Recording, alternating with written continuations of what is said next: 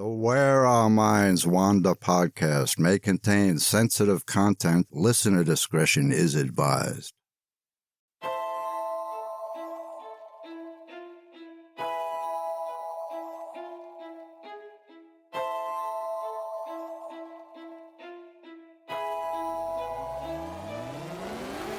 Greetings, fellow wanderers, to the places our minds wander. The house at the end of the dirt road, where disembodied voices whisper and strange sounds make the living shiver. Where shadows lurk at the edge of the woods, just outside your back door. And mysterious lights speed beyond reason across the clear night sky. Odd events throughout time that lead you down the rabbit hole. I'm Wes. And I'm Beth. And this is Where Our Minds Wander. Hello and welcome to Where Our Minds Wander, all you fellow wanderers. Thank you for joining us. Yes, welcome everyone. And just a real quick bit of housekeeping before we get into tonight's stories. Yeah, if you haven't already, we would really appreciate it if you could leave us a comment and a 5-star review on whatever listening platform you listen to our show on. It would really help us become more visible and recommend us as a podcast, and it helps new listeners find us. Yeah, it's free to do and only takes a couple minutes of your time, and it really makes a big difference for us. So, that's it. That's our housekeeping. Quick and simple. Very quick. So, Beth, why don't you tell everyone where your mind wandered for tonight's episode? So I heard about this story probably 15 years ago or so, and I found it completely fascinating in its own right. But recently, all these articles have popped up with kind of a new spin on it. And I was like, what?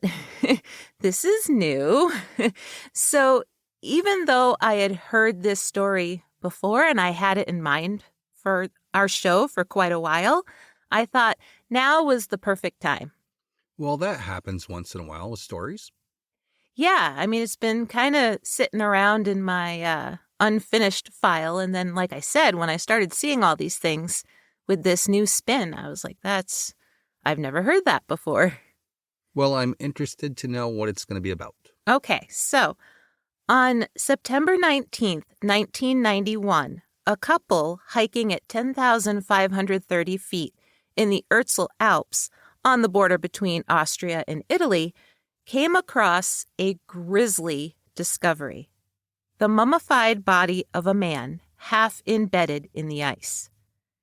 Visible from the torso up, it was a ghastly picture, almost as if he had fallen through the ice into frigid water and was desperately trying to climb out. Based on the condition of the body, the couple, Helmut and Erika Simon, thought what any of us would think, that the poor man had died recently, very recently. So they contacted the authorities, who used a pneumatic drill and pickaxes to try and remove the body from the ice. Also thinking the body hadn't been there for very long, maybe a few months to a year, the authorities discarded some of the wooden bits they found near the body, embedded with him, thinking it was a modern-day axe handle. In their haste, they accidentally broke it. A bad storm forced them to abandon their removal attempt, and within days, various other mountaineers visited the site, including 2 men named Hans Kammerlander and Reinhold Messner. On September 22nd, a rescue team was able to successfully remove the body from the ice, and a medical examiner viewed the remains 2 days later.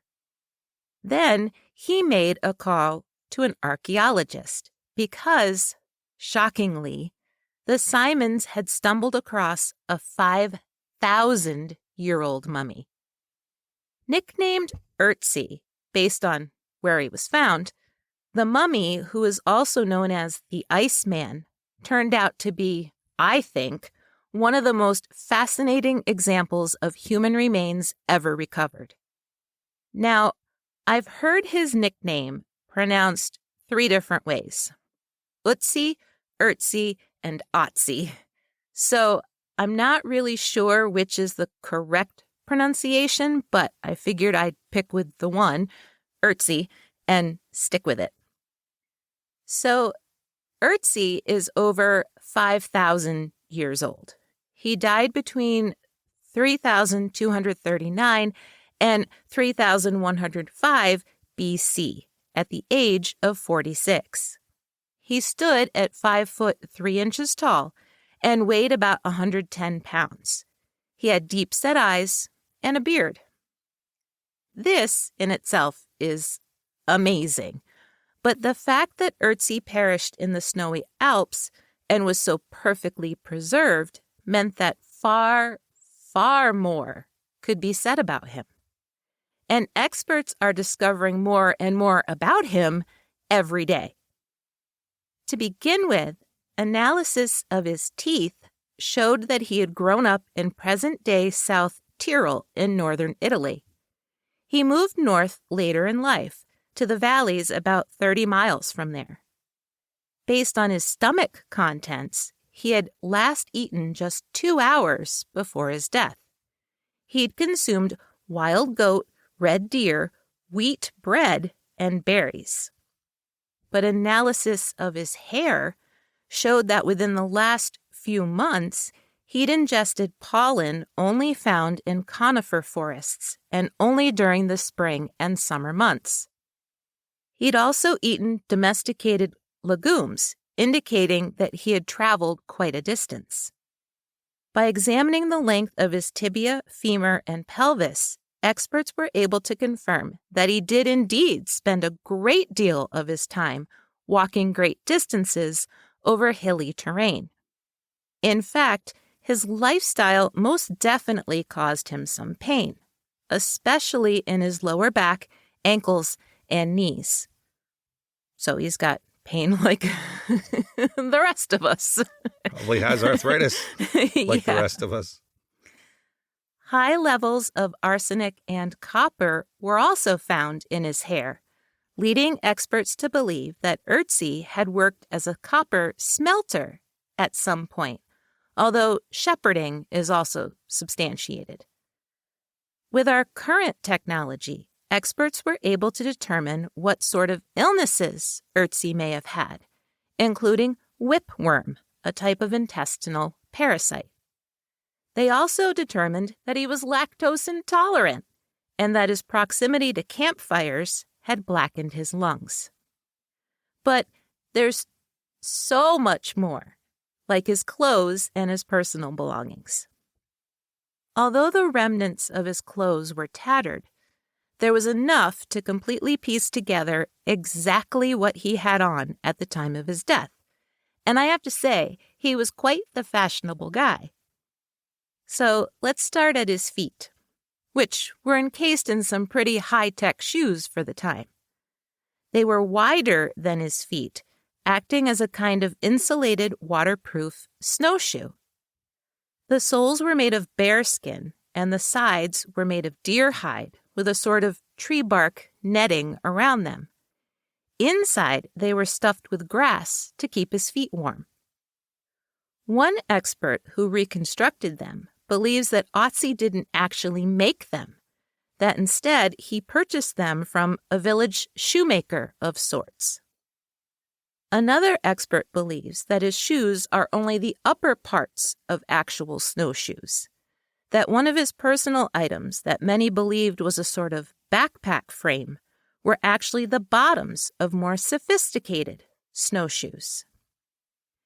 He wore a loincloth and leggings made from vertical strips of sheepskin or goatskin sewn together with sinew, and he had a belt around his waist with an attached pouch that held a scraper, a drill, a flint flake, a bone awl, and a dried fungus. But more about those later. His coat was actually striped black and white, made from alternating strips of goatskin and sheepskin. Over top of that, he wore a cloak made entirely of woven grass. On his head was a brown bearskin cap held in place with a leather strap. He carried a deerskin quiver made from roe deer, a species of small deer common in Europe. Besides his quiver, he had 14 arrows made of dogwood, 2 of which had stabilizing fins. The other 12 were unfinished. He carried a copper axe with a yew handle, an ash-handled short blade, and an antler, possibly used for sharpening his arrowheads. He also had an unfinished yew longbow that was 72 inches long. As far as his axe goes, it was a real status symbol, according to experts. The handle was 24 inches long, and the blade was almost 4 inches long, and 99.7% pure copper. Through testing, it was determined that the copper came from Tuscany, and the blade was made through casting. It was a fancy axe, for sure. Certainly not one that just any common sheep herder would carry. He had 2 birch bark baskets, some berries, and some mushrooms with strings through them. Experts believe the mushrooms may have been used for medicinal purposes, to ease the pain in his aching knees and lower back. Another type of mushroom was the tinder fungus I had mentioned, which was part of an entire fire-starting kit of all kinds of interesting things. There were several types of plants, some flint, and some pyrite. So, based on all that, all the stuff experts knew about Otzi was pretty remarkable, but of course they wanted to answer an important question: how did he die? It took 10 years for experts to figure it out. Initially, they assumed he had simply died from exposure, and then the idea of ritualistic sacrifice was suggested. They were trying to tie it in similarities to the bodies in the bog, the peat bog. Yes. Yeah. X-rays and CT scans back in 2001 revealed an arrowhead lodged in his left shoulder, which had been broken off close to the shaft. When they examined him further, they found cuts and bruises on his hands, wrists, and chest, and evidence of a blow to the head. One cut on his thumb was all the way to the bone. But not all of the blood on Otzi's belongings belonged to him. There were DNA traces of 4 other people. In 2003, experts analyzed blood found on his knife, 1 arrowhead, and his coat, and discovered that the 1 arrowhead had wounded 2 other people. They believe the blood on his coat was from carrying a wounded friend over his shoulder. So, was Otzi in some sort of altercation that turned violent? Was it a long-standing feud that boiled over, or a moment of unprecedented anger? Was he the aggressor? Experts believe that after he was shot with the arrow and fell to the ground, someone turned him over and tried to remove it, breaking it off at the shaft. The arrowhead had moved and had ultimately caused Otzi's death. The truth is, no one is 100% certain how Otzi died. But that isn't even the biggest mystery about him, because what else they found on his body is even more mystifying: 61 tattoos. Until recently, Otzi was the oldest tattooed human ever found. Strategically placed on his lower back, both of his legs, and 1 wrist, the simple tattoos are made up of groups of black lines. They range in length from 39/100ths of an inch to almost 2 inches long. Grouped together in 19 different clusters, some are just single lines, some are 2 or 3 parallel lines, and 1 is a cross. Most of the groupings, 12 of them, were found on his legs. The ink is simply pigment made from soot and ash. Initially, it was thought that small incisions were made in Otzi's skin, and then the pigment was poured in. But according to a CNN.com article, the newest analysis shows that the pigment was embedded using the hand poke method. This means a, quote, needle made out of bone or copper was used to put the pigment under unbroken skin. This same method is still used today, by the way. Experts wonder if some of the tools found on Otzi were actually used for this tattooing, but no further analysis of the tools has been done as of yet. But I'm sure they will, because he's highly studied. But the most interesting part, to me at least, is that experts are currently operating under a pretty cool theory. Now, remember how I mentioned a few times that Otzi most certainly suffered from body pain, specifically in his lower back and in his knees? Well, experts are theorizing that the tattoos were meant to be a medicinal acupuncture-type attempt at alleviating his pain. That's why they are in those specific spots, and why evidence seems to show that the same lines were re-tattooed multiple times in the same spots. Also, they line up pretty consistently with modern-day acupuncture spots. The reason that this is so darn amazing is because Otzi lived 2,000 years before acupuncture was invented in China. Isn't that cool? Yeah, it's pretty awesome. Like, it's just so cool. First, that they even found the tattoos, because they'd had them for quite a few years in a museum before they even noticed that he was tattooed. And then to realize that they line up with acupuncture points that didn't really even exist yet as far as a practice. As far as they know. Right. Right.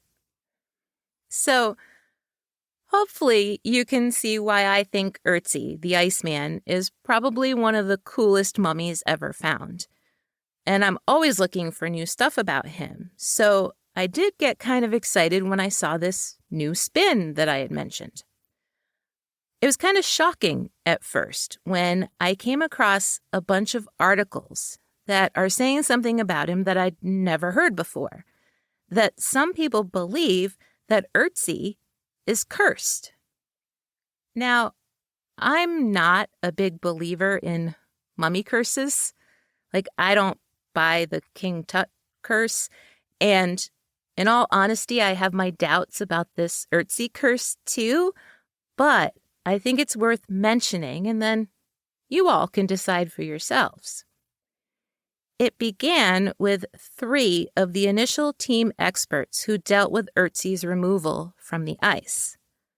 According to the Mirror, Dr. Rainier Henn, who was the head of the forensics team, picked Otzi up with his bare hands in order to put him in a body bag.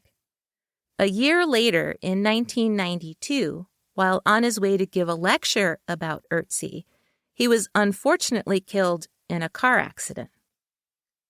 Kurt Fritz, one of the alpine experts and experienced climbers who led Dr. Henn to Otzi's remains, was on a climbing expedition soon after Dr. Henn's death.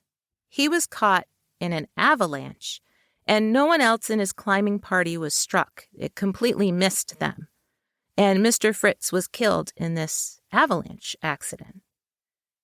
Just a few months later, the only journalist who was granted access to photograph Otzi's removal from the ice also passed away.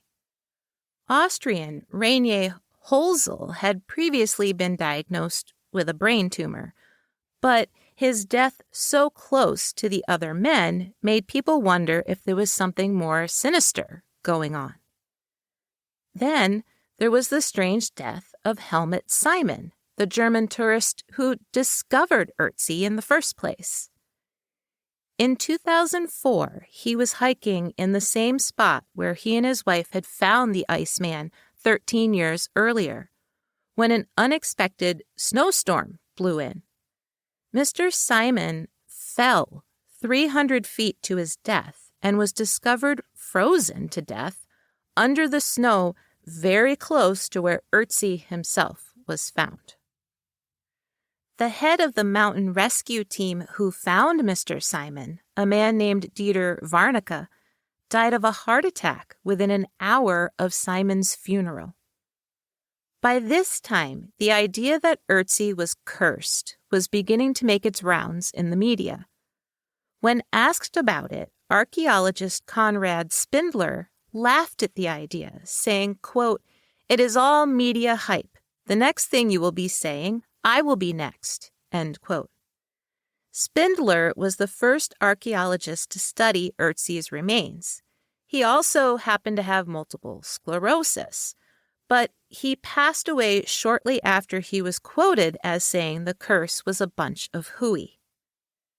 And finally, there was Thomas Loy, the molecular archaeologist who discovered and analyzed the blood found on Otzi's belongings.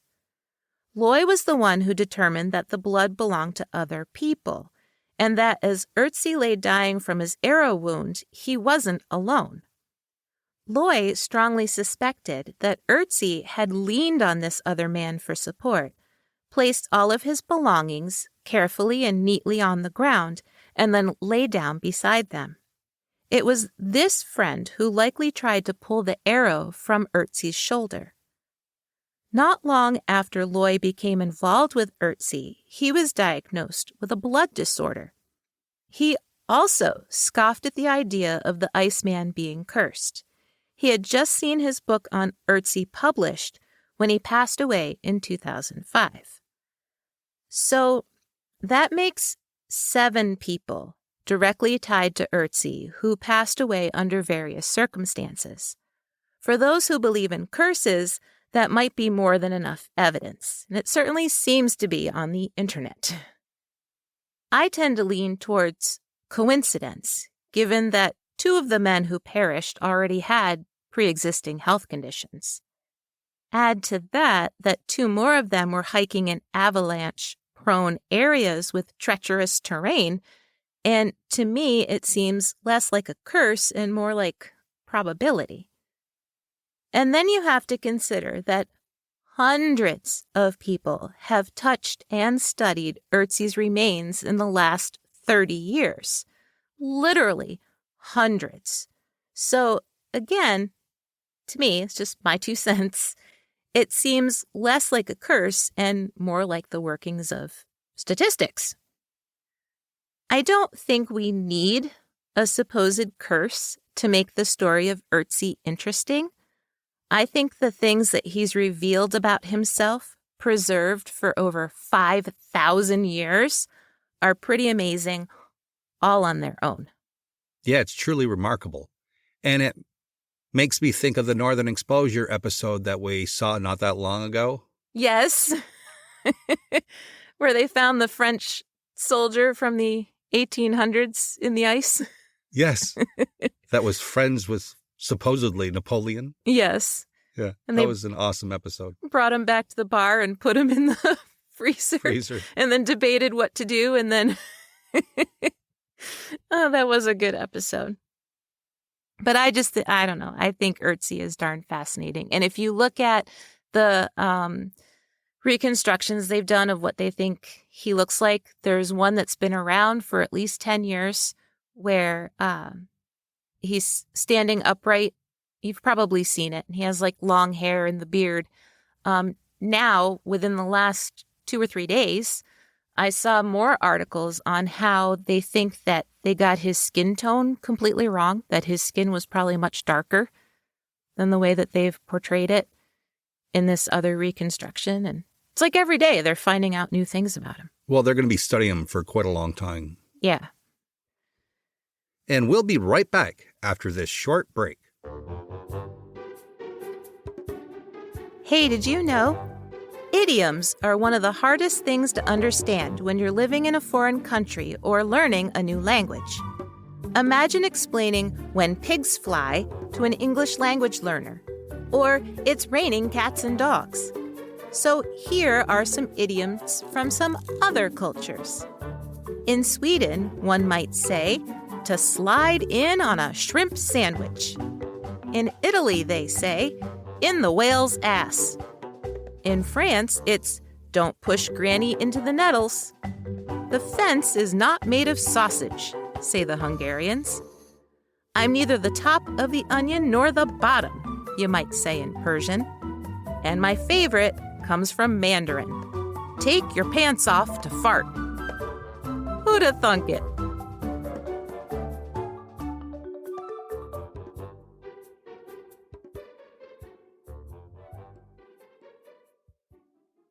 All right, we're back.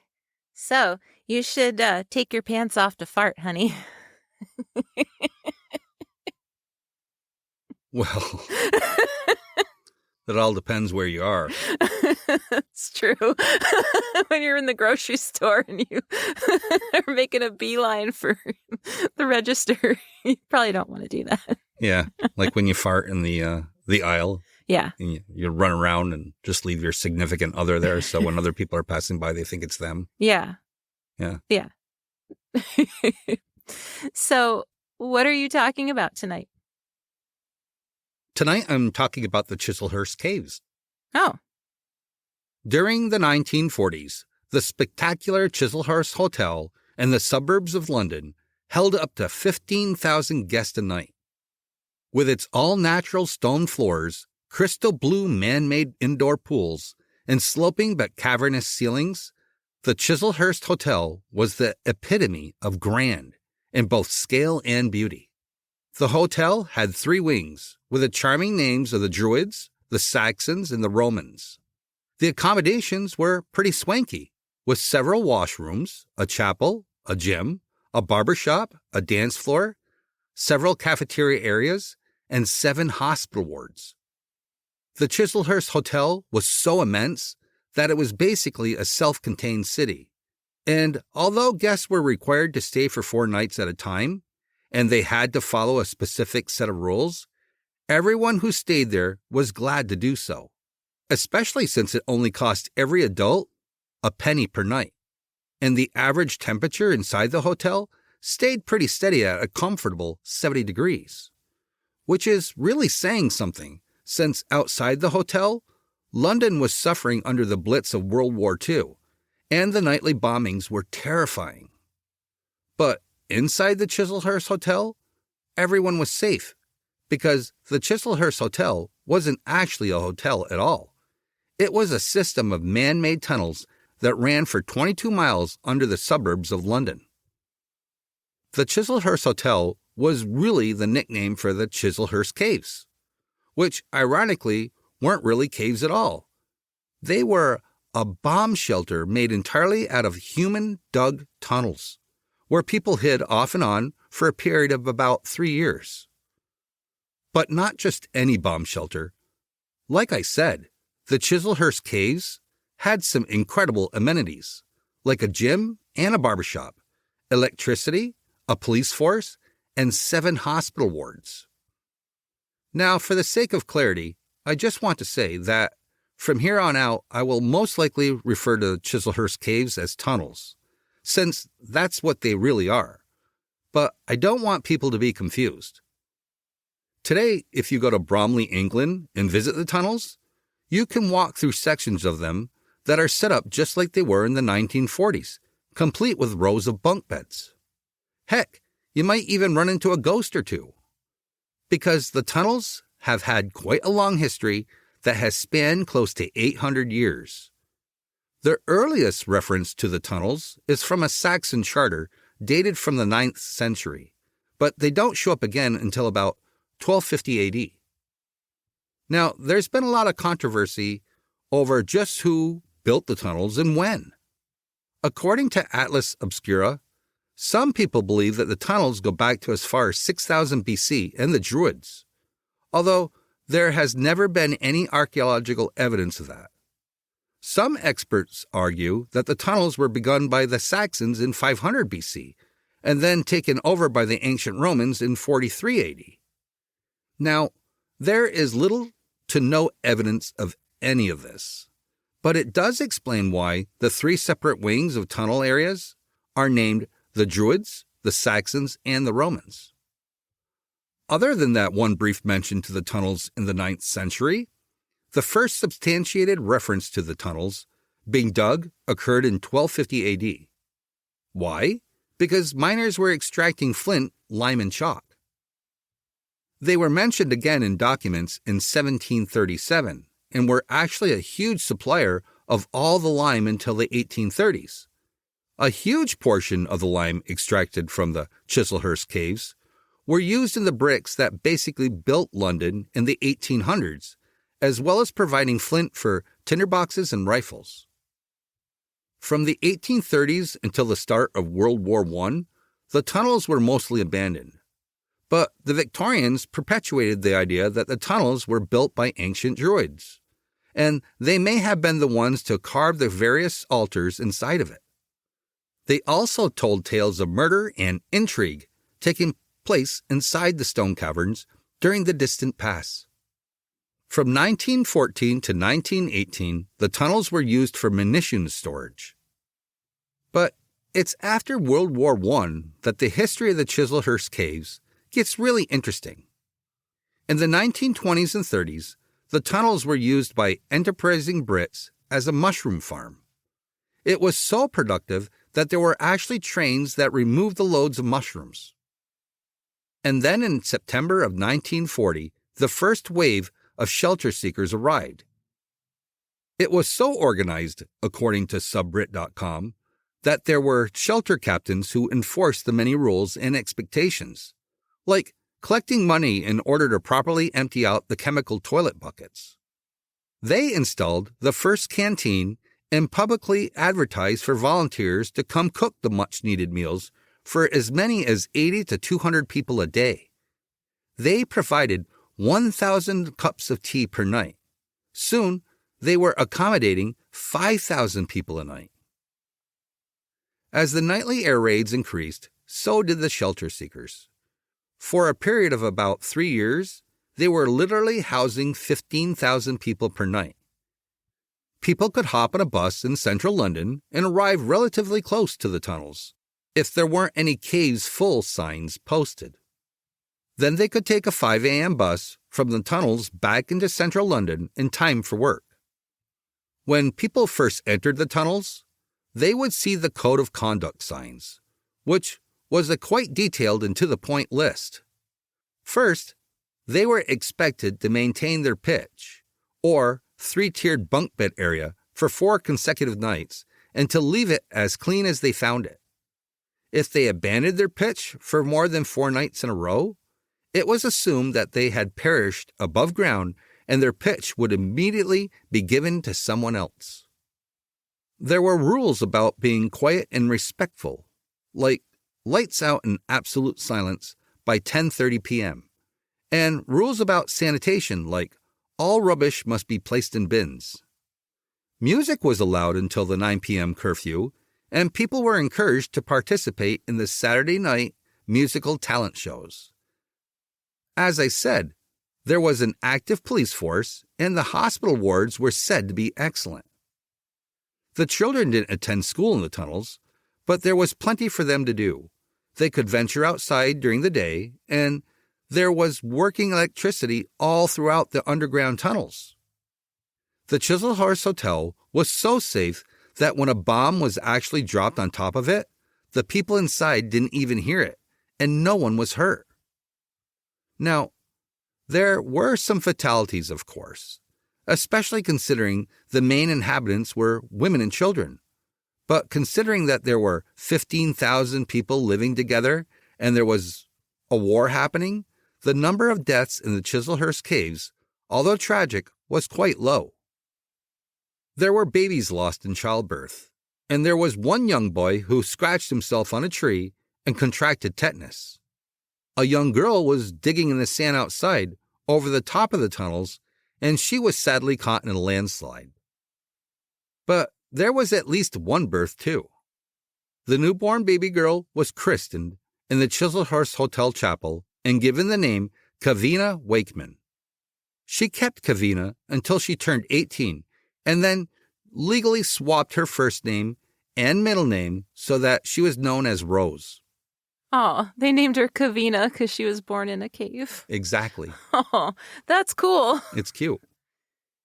At the end of World War II, the Chislehurst caves were evacuated for good. But by the end of the next decade and the beginning of the 1960s, the caves took on a whole new life as a rock concert venue. David Bowie performed inside the caves 4 times during his career. Pink Floyd, Jimi Hendrix, the Yardbirds, and the Rolling Stones gave concerts there as well. But on Halloween night in 1974, it was Led Zeppelin who filled the tunnels with a massive launch party for their brand new record, Company Swan Song. The infamous shindig included stripper performances, magicians, and fire eaters. The incredible scenery of Chislehurst Caves were also the backdrop for one Doctor Who episode in the early 1970s, and in the late 80s, it was the setting for 2 Iron Maiden music videos. Today, visitors to the cave can still walk through a portion of them. As I mentioned at the beginning of my story, part of the tunnels are set up to look like they did during the terrifying days of World War II, with replicas of bunk beds and canteens. You can even step inside the chapel as well and take in the stone grottos lit with candles. And back in the 1970s and 80s, you could take part in the challenge if you were brave enough. What I haven't mentioned so far, other than a brief tease at the top of my story, is that the Chislehurst Caves are rumored to be understandably haunted, and the challenge is part of that story. According to hauntedplacestogo.com, every year on Halloween, the tunnels were opened up to anyone brave enough to spend the night.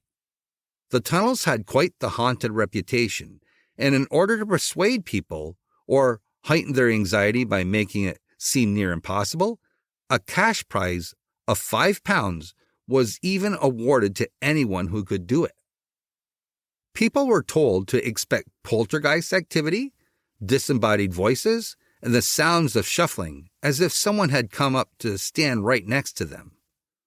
Allegedly, only one person ever made it through the night. However, how many actually tried isn't clear. The one story that has circulated since 1986 is that 2 cave guides decided to try it that year.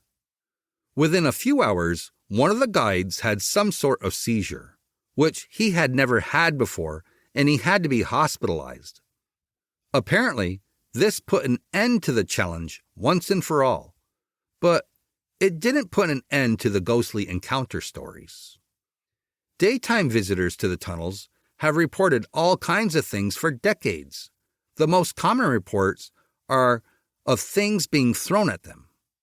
Large chunks of chalk and rocks have skidded across the tunnel floors, stopped near people's feet with no explanation.